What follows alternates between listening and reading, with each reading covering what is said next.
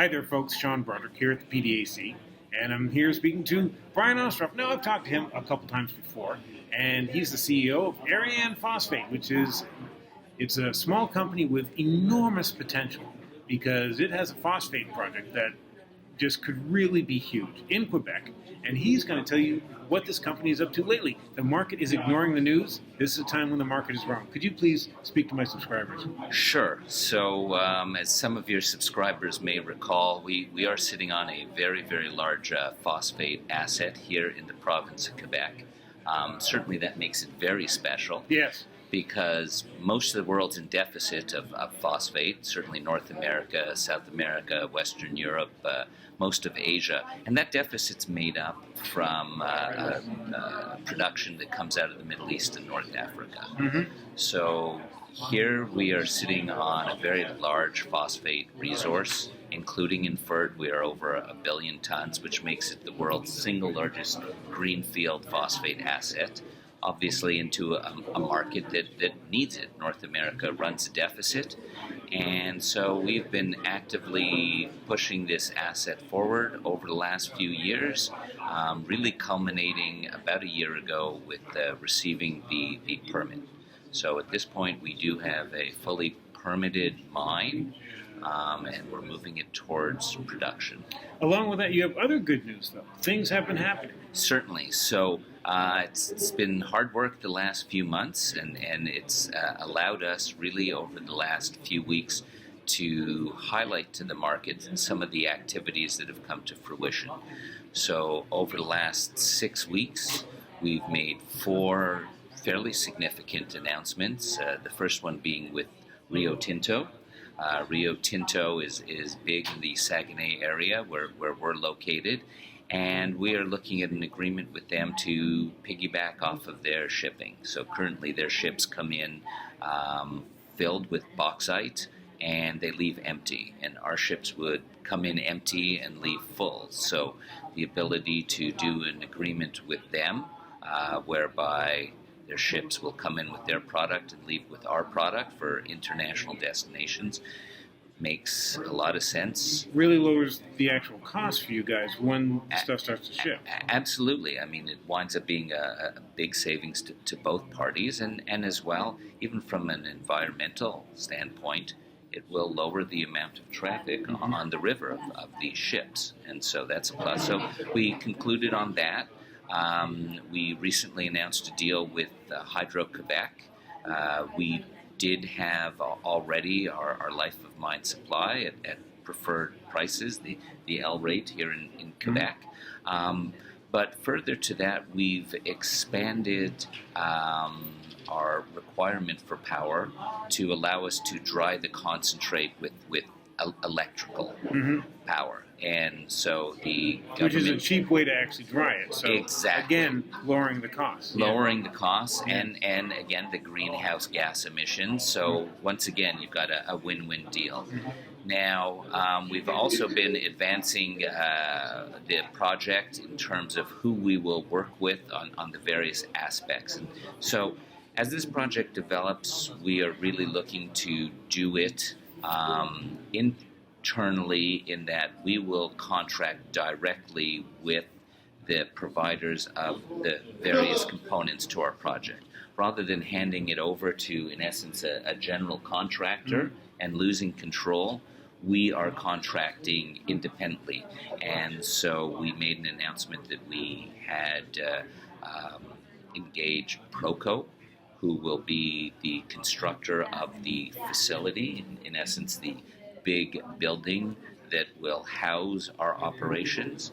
And most excitingly, just less than a week ago, we made an announcement that we've entered into an agreement with ABB to provide our electrical requirements, the electrification of the facility.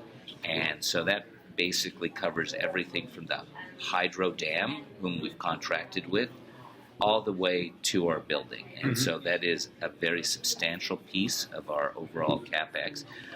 But for investors, a key point here is there is a commitment on the part of ABB to help us facilitate the financing of that contract. Mm-hmm. And to that end, they have provided introductions into their ECA, Export Credit Agency, that most major countries have. And these are organizations that come forth and help assist in financing for companies that are to provide financing for contracts to countries of that origin. So here in Canada, for example, we have EDC, Export Development Corp., and they would do that for a Canadian company, and so ABB has been able to move that along with their ECA. Okay, now all this, and yet your company trades at a ridiculous discount to its net asset value, right? Yes. I mean, what is that? As of our last published feasibility study, we were looking at a NPV of close to $2 billion.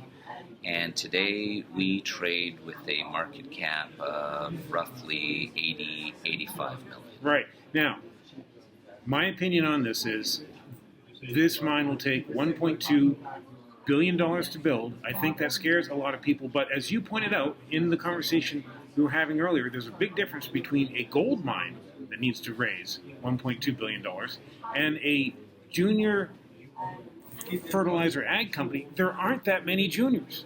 There are maybe 1,000 gold miners. And so, fighting for the money for those projects is tough, but there's only a dozen, maybe 2 dozen of these small junior companies in the space that your company is in.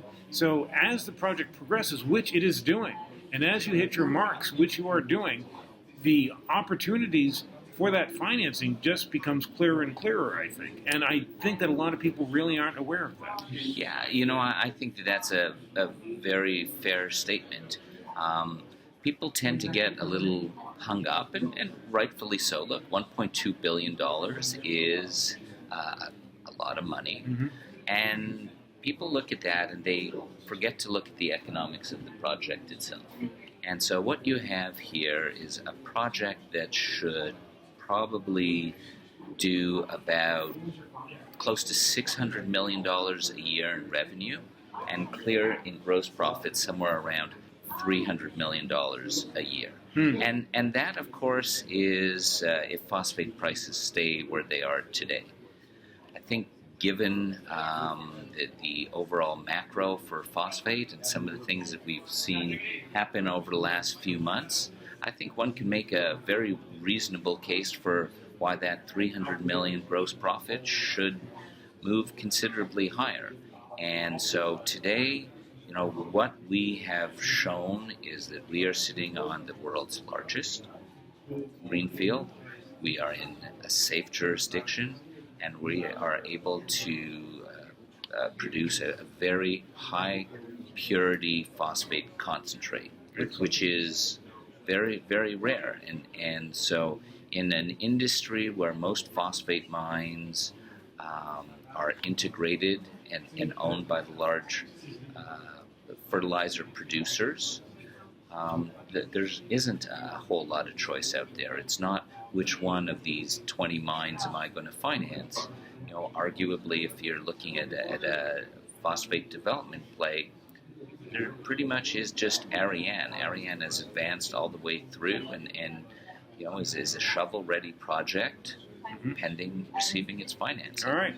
Small company, big resource, advancing nicely, hitting all its marks, some really great deals falling into place. Definitely keep your eye on this one and maybe do more than that. This is Arianne Phosphate, symbol is DAN on the TSX-V or DRRSF on the OTC. So keep that in mind. Thanks very much for Thank you for speaking your to my time. viewers. You folks stay tuned. I'll have more for you from the PDAC.